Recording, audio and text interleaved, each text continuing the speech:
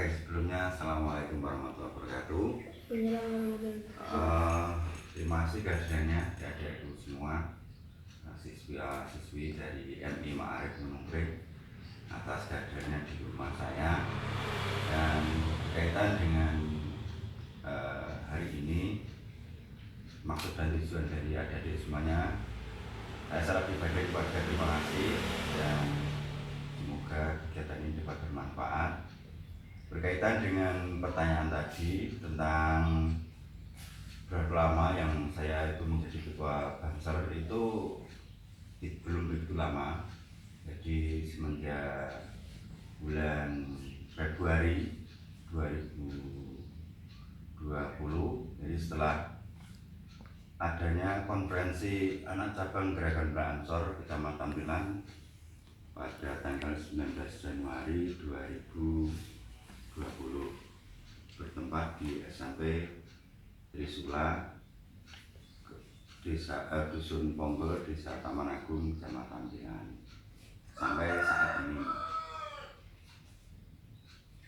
Dan mungkin nanti akan kita laksanakan tugas ini sampai dengan akhir periode, yaitu tahun 2022. Lagi pertanyaan? Tugasnya apa saja, Pak? Oke, kalau Banser itu bertugas untuk menjaga aset-aset Jamiah Nahdlatul Ulama.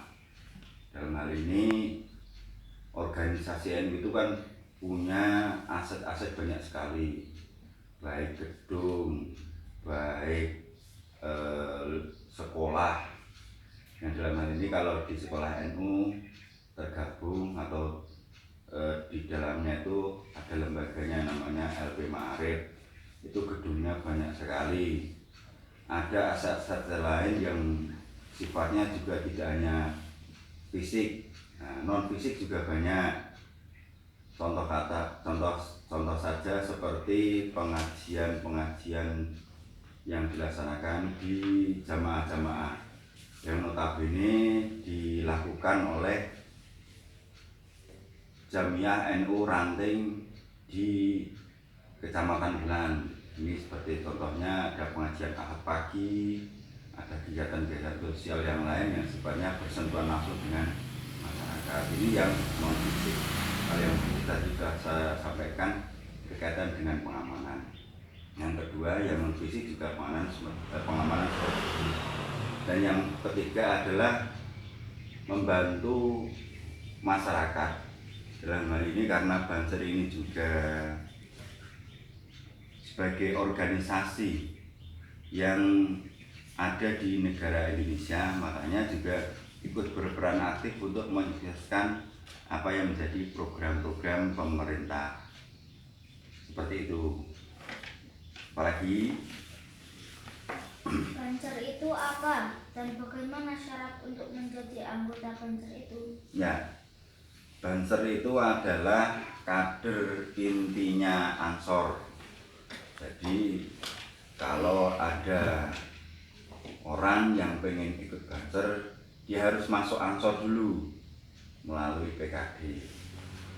Setelah ikut Ansor, dia harus melalui sebuah pelatihan untuk bisa menjadi seorang yang bertugas dikatakan menjadi anggota Banser.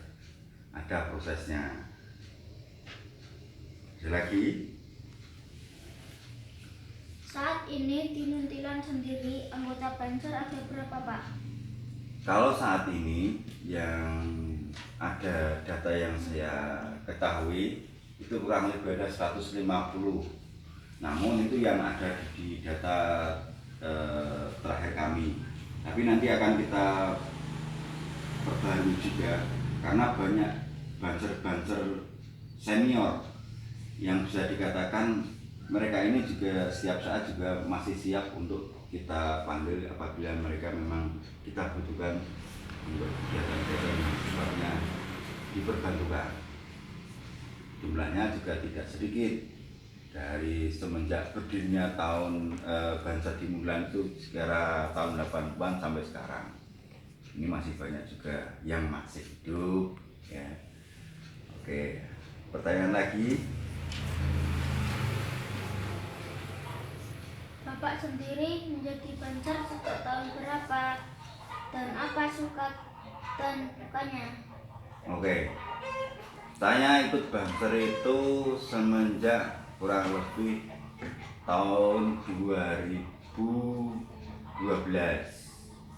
Bisa dikatakan 2012 itu saya ikut Banser melalui sebuah pelatihan yang diadakan di Desa Adikarto, yang dalam hal ini sebagai penyelenggaranya adalah PAC Gerakan Belansor Kecamatan Pilar sampai sekarang.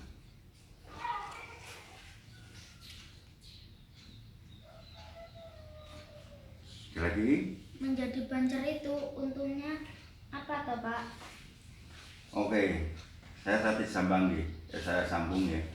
Tadi berkaitan dengan suka-duka dan keuntungan seperti apa kok ikut Banser.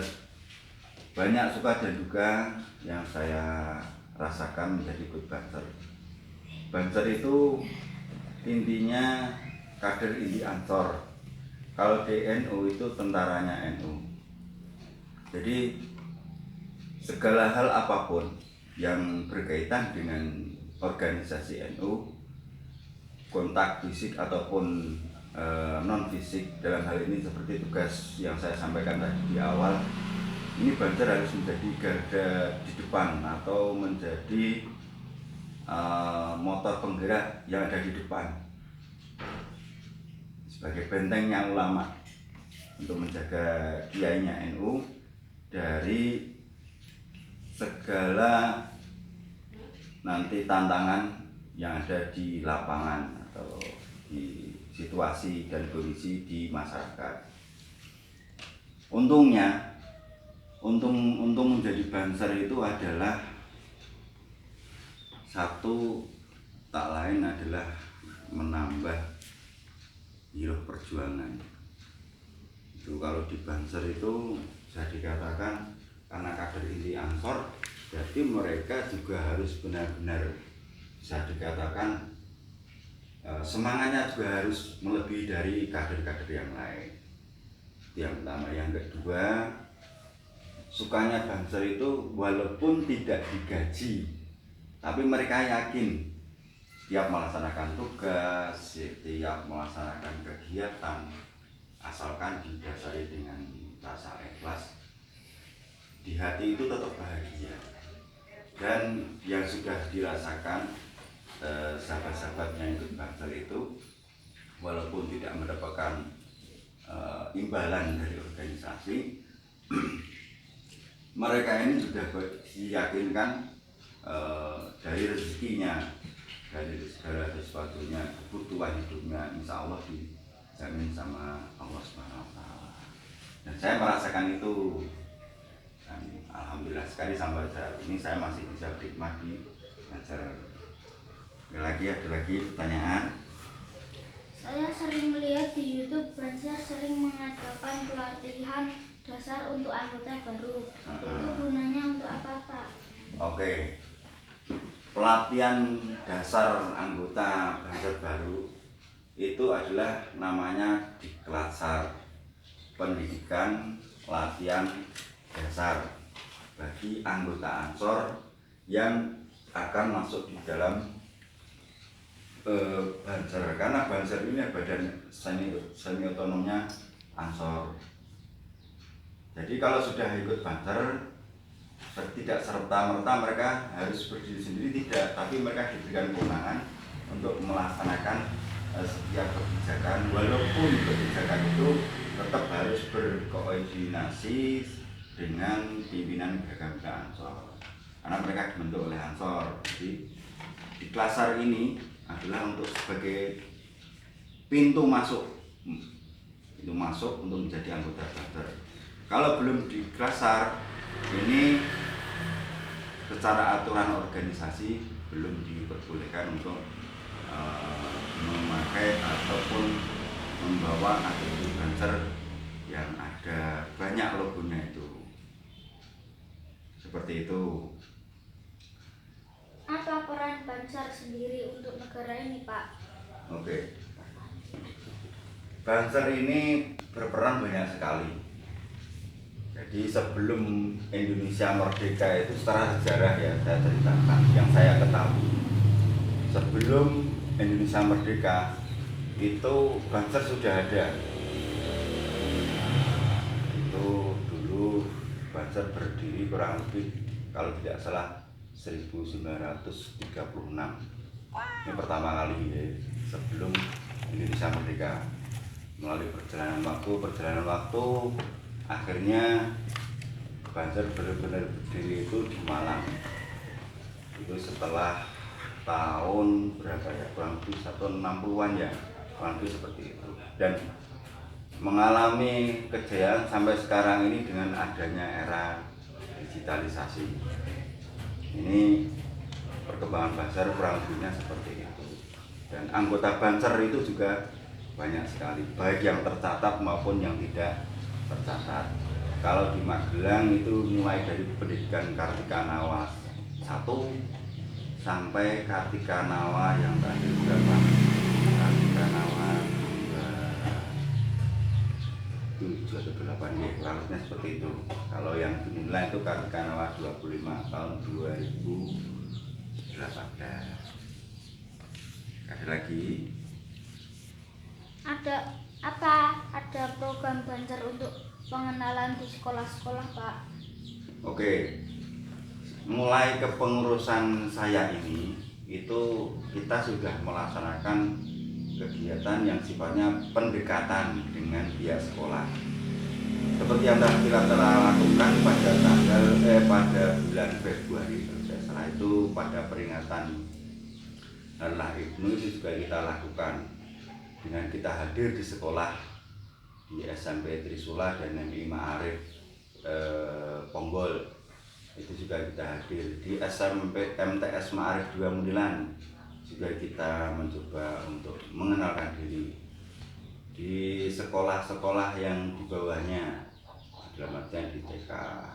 Ini juga kita kenalkan sebatas pengenalan dengan harapan kenapa?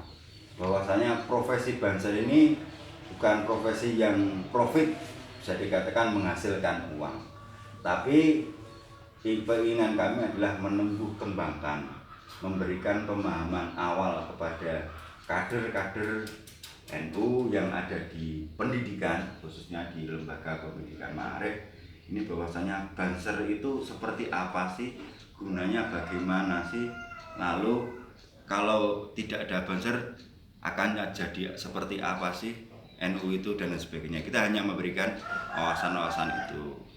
Lalu harapannya juga bisa memotivasi dari adik-adik untuk giat belajar menuntut ilmu. Ada lagi pertanyaan? Bagaimana tanggapan Bapak tentang cara menumbuhkan keberanian buat anak-anak seperti kami, Pak? Oke, berani itu adalah sebuah kemantapan hati. Setiap orang pasti punya rasa takut. Ya mungkin orang itu pasti berani, terus pasti ada takutnya. Untuk menumbuhkan sebuah keberanian, yang terpenting adalah percaya diri menurut saya. Jadi yakin dengan kemampuan adik-adik sendiri, yakin dengan apa yang panjenengan miliki. Jadi yakin, yang penting yakin saja. Nanti keberanian itu akan menyertai. Tapi manakala adik-adik ini tidak yakin, minder, saya begini, saya begini, saya belum bisa dan sebagainya, ini akan menjadi kemunduran.